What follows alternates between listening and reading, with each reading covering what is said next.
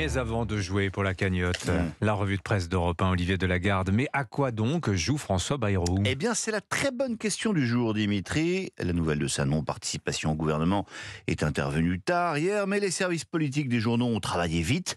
Dans Le Parisien aujourd'hui en France, Olivier Beaumont et Pauline Thévenoud retracent d'abord le fil de cette journée de dupes. Parce que Macron et Bayrou avaient pourtant topé dans l'après-midi sur le nombre de ministres au gouvernement, raconte un témoin des tractations. Tout se passait trop bien. Le président était même prêt à accepter qu'il soit ministre d'État et numéro 2 du gouvernement. C'est finalement un échange téléphonique entre Bayrou et Attal qui a fait tout capoter. Furieux, Bayrou appelle alors l'AFP et fait parler la foudre. Voilà pour les faits. La conséquence, elle s'étale en gros titres à la une du Télégramme. C'est la crise Bayrou, annonce le journal breton.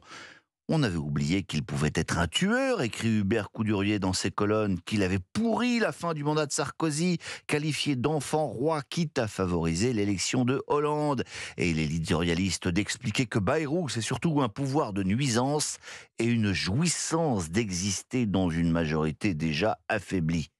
Ingérable, irritable, égotique. Il fait ici la démonstration du pourquoi il ne pouvait pas entrer au gouvernement, déclare aussi très énervé un conseiller de l'exécutif aux Échos. Alors, peut-être, mais c'est en tout cas une humiliation publique et une claque pour Attal, analyse dans le Figaro un ministre proche d'Emmanuel Macron. Cette initiative fragilise-t-elle la majorité en marquant une rupture du MoDem, s'interroge dans ses colonnes Loris Boischaud. Ça peut être un tournant, estime un haut gradé du parti. Alors à qui profite cette nouvelle crise, Olivier? Eh bien ça aussi c'est une très bonne question, Dimitri, et la réponse est déjà dans Valeurs Actuelles cette semaine. L'hebdomadaire publie un sondage IFOP qui va faire beaucoup causer, sondage qui donne Marine Le Pen vainqueur au deuxième tour de la présidentielle, 51-49 contre Gabriel Attal et 50-50 dans l'hypothèse où elle affronterait Édouard Philippe. Mais le plus spectaculaire, c'est le résultat du premier tour, où la candidate du RN est désormais créditée de 36% des voix, 14 points devant le candidat majorité présidentielle. Commentaire de Marine Le Pen, tout ce que nous avions prédit se déroule en ce moment même. Alors, ce que personne n'avait prédit, c'est que nous n'aurions toujours pas de gouvernement au complet, un mois après la nomination de Gabriel Attal à Matignon. Si vous n'êtes pas fatigué par les rumeurs, sachez que celle qui galope aujourd'hui, c'est celle du retour de Nicole Belloubet, ancienne garde des Sceaux, remplacerait Amélie Oudéa-Castéra à l'éducation nationale. Alors parlons du commerce extérieur. Si un ministre en charge du dossier avait été nommé, il aurait pu se féliciter de la baisse de ce déficit. Sauf qu'il aurait eu tort, Dimitri, parce que le chiffre 2023 n'est pas bon. Il est juste un tout petit peu moins catastrophique que celui de l'année précédente. Et à la une du Figaro, Gaëtan de Capelle nous explique pourquoi c'est grave. 100 milliards d'euros de déficit, c'est le véritable thermomètre de l'état de santé d'un pays. Il mesure à la fois notre dépendance et notre compétitivité. Et la France poursuit sa glissade. Nous cédons chaque année du terrain par rapport à nos concurrents.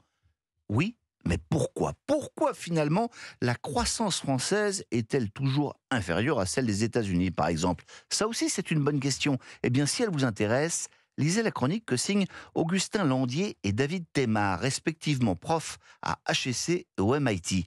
C'est dans Les Échos, journal qui est loin d'être anti-européen, que vous lirez cela. Leur réponse, c'est que c'est l'excès de réglementation qui nous plombe. D'ailleurs, la presse américaine est goguenarde quand elle résume la situation. L'Amérique innove, la Chine imite, l'Europe régule.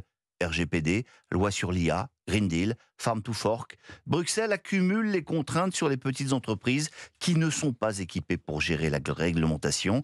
Pour les technocrates, les normes ont un avantage important, poursuivent-ils. Elles ne coûtent rien aux dépenses publiques, sauf qu'elles plombent la croissance. Bruxelles doit donc changer d'ADN.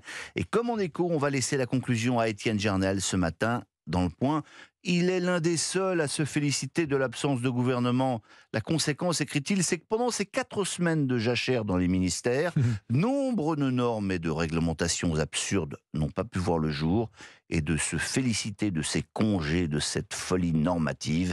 Malheureusement, Bayrou ou pas, un gouvernement nous est promis pour les heures qui viennent. Les meilleures choses ont toujours une fin. La revue de presse signée Olivier Delagarde. Tiens, je vous montre aussi la une de Paris Match. Ah bah oui. Bah oui, Jérôme Béglé est dans le studio, on ne pouvait manquer de lui rendre hommage. Merci.